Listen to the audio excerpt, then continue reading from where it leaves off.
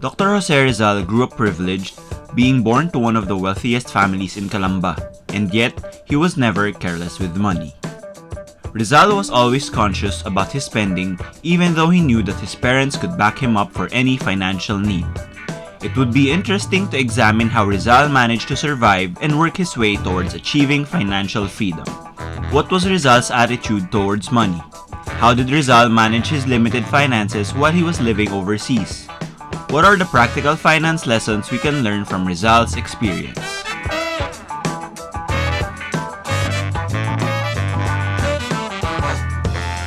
Five important money lessons everyone must learn from Dr. Jose Rizal. Number 1. Budget your expenses.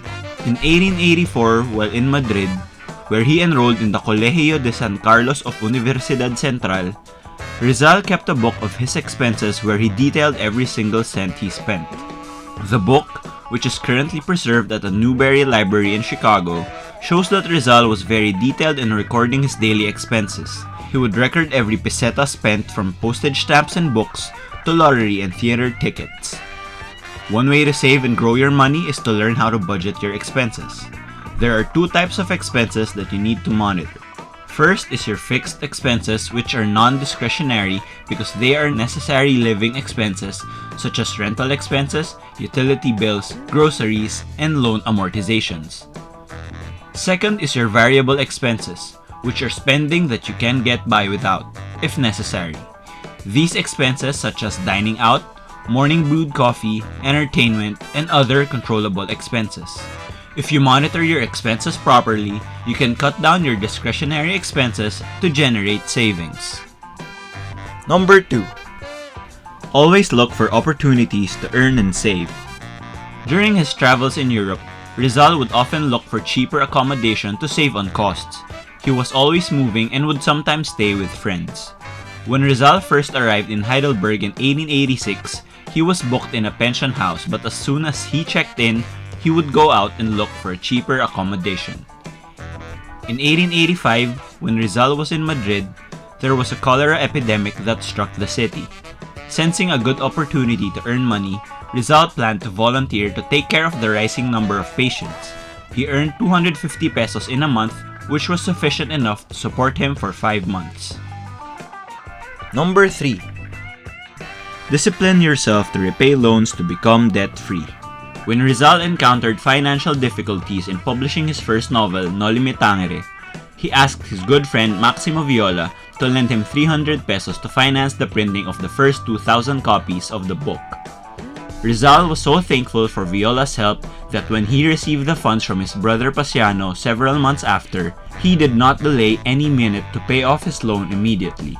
When you are in debt, there is always the anxiety of owing money where you find yourself always in the debt trap. By paying down your debt, you achieve the satisfaction of freedom and security because you don't have to worry about paying your debt when you have tight cash flows. Number 4.